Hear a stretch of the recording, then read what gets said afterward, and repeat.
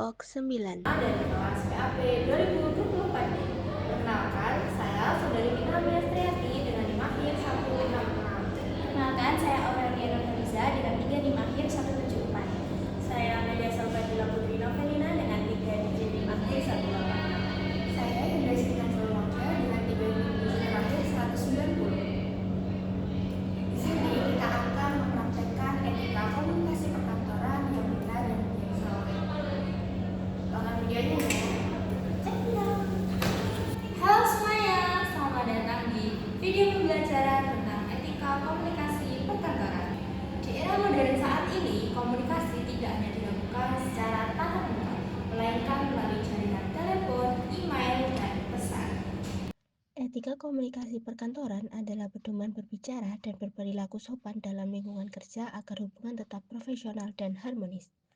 Komunikasi yang etis mencegah konflik, membangun kepercayaan, dan meningkatkan kerjasama. Dengan banyaknya komunikasi melalui tatap muka maupun media digital, etika menjadi penting untuk menjaga kejelasan pesan dan citra instansi.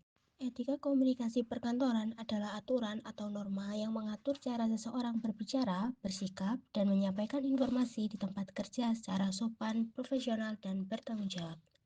Etika ini mencakup penggunaan bahasa yang tepat, sikap menghargai lawan bicara, serta kemampuan menyampaikan pesan secara jelas tanpa menyinggung pihak lain. Tujuan etika komunikasi adalah menciptakan hubungan kerja yang harmonis, menjaga profesionalisme, dan memastikan informasi disampaikan dengan efektif. Manfaatnya antara lain meningkatkan kepercayaan, memperkuat kerjasama tim, mempercepat penyelesaian tugas, serta membangun citra positif bagi individu dan instansi. Etika komunikasi dapat diterapkan secara lisan, tulisan, dan nonverbal. Secara lisan, etika terlihat melalui tutur kata yang sopan dan intonasi yang tepat. Secara tulisan, etika tampak pada penggunaan bahasa formal, struktur yang jelas, dan kerapian dalam email atau surat. Secara nonverbal, etika terlihat dari bahasa tubuh, kontak mata, dan sikap profesional saat berinteraksi. Prinsip utama ketika komunikasi meliputi kejujuran, kesopanan, tanggung jawab, dan empati. Kejujuran memastikan informasi akurat, kesopanan menjaga hubungan baik, tanggung jawab menunjukkan integritas, dan empati membantu memahami sudut pandang orang lain agar komunikasi lebih efektif. Etika komunikasi dipengaruhi oleh budaya kerja, kebijakan instansi, karakter individu, dan teknologi. Budaya kerja menentukan standar sopan santun, kebijakan instansi mengatur tata cara komunikasi, karakter individu memengaruhi sikap saat berkomunikasi. Sedangkan teknologi mengubah cara menyampaikan pesan sehingga etika digital juga dibutuhkan. Nah, dalam video ini kita akan bahas mengenai bagaimana sih cara berkomunikasi yang baik dan profesional di lingkungan kantor. Yuk kita mulai. Di dunia kerja bukan cuma skill teknis yang menentukan karir. Cara kamu berkomunikasi juga jadi penilaian utama. Nah, etika komunikasi menjadi kuncinya agar kamu tidak hanya didengar tapi juga dihargai. Dalam komunikasi lisan, penting untuk berbicara dengan jelas, tidak memotong pembicaraan, menggunakan intonasi yang tepat, dan mendengarkan lawan bicara dengan penuh perhatian. Etika ini menciptakan rasa dihargai dan mencegah kesalahpahaman selama interaksi berlangsung. Telepon itu masih jadi media utama dalam dunia kerja. Tapi seringkali orang lupa kalau cara kita berbicara lewat telepon itu bisa menentukan kesan pertama kita di mata lawan bicara.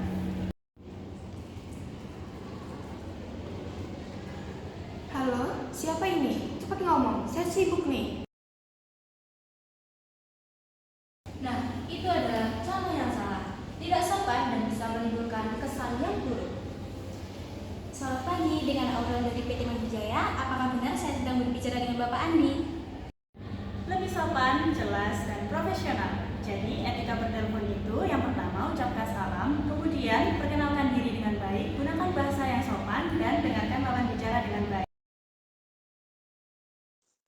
Komunikasi tulisan seperti email, memo, atau laporan harus menggunakan bahasa formal, struktur yang rapi, serta ejaan yang benar. Pesan harus singkat namun jelas, tidak mengandung emosi berlebihan, dan tetap menjaga profesionalisme karena tulisan mewakili citra instansi. Sekarang kita bahas tentang email.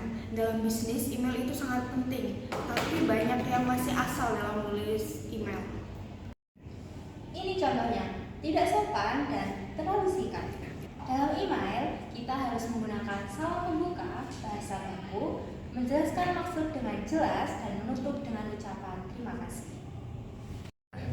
Nah, ini adalah contoh email yang benar dan profesional.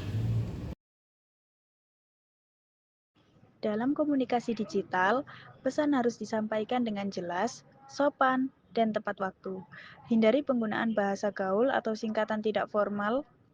Balas pesan secara profesional, jaga kerahasiaan informasi, dan gunakan media digital sesuai kebutuhan kerja. Selain telepon dan email, saat ini komunikasi kantor banyak dilakukan melalui WhatsApp atau pesan yang lainnya. Ini jelas tidak profesional. Kalau mau kirim pesan, ada beberapa etika yang harus diperhatikan. Yang pertama, perhatikan waktu mengirim pesan. Yang kedua, ucapkan salam di awal. Ketiga, sampaikan identitas dengan jelas. Yang keempat, gunakan bahasa yang baik dan benar dari huruf kapital semua dan singkatan yang alay. Yang keenam, tutup dengan ucapan salam atau terima kasih. Dengan begitu, pesan kita terlihat lebih sopan, jelas, dan profesional. Contoh kecil tapi penting, komunikasi digital juga punya etika. Dan itu menunjukkan respect untuk waktu orang lain. Bahasa tubuh, ekspresi wajah, dan penampilan juga termasuk etika komunikasi. Sikap tubuh yang terbuka, kontak mata yang sopan, dan penampilan yang rapi menunjukkan profesionalisme. Nonverbal yang baik memperkuat pesan dan meningkatkan kepercayaan dalam interaksi. Rapat adalah ajang komunikasi utama. Kalau tidak hati-hati, bisa jadi ajang salah paham. Jadi, pertama-tama kita harus cari tahu dulu tentang hal itu. Itu nggak penting, langsung aja ke poin inti. Nah, itu contoh yang salah. Jangan memotong pembicaraan rekan kerja. Jadi, di minggu ini rapatnya akan kita reschedule ya. Baik, kalau gitu divisi kita berapa ya? Tanggal 16 ya. Kalau etika komunikasi dijaga, banyak manfaatnya. Meningkatkan produktivitas, Menciptakan suasana kerja yang ramah, menumbuhkan kepercayaan, dan membuka peluang promosi jabatan. Komunikasi yang baik membuat karir lebih cerah. Orang yang bisa menyampaikan ide dengan etis dan elegan biasanya lebih dipercaya untuk memimpin. Pelanggaran etika komunikasi dapat menimbulkan kesalahpahaman, konflik, menurunkan kinerja tim, dan merusak citra instansi. Jika terjadi terus-menerus, kepercayaan antar pegawai hilang, suasana kerja menjadi tidak nyaman, dan produktivitas menurun. Etika komunikasi dapat ditingkatkan melalui pelatihan, pembiasaan sikap sopan, pemberian contoh dari pimpinan, dan evaluasi berkala.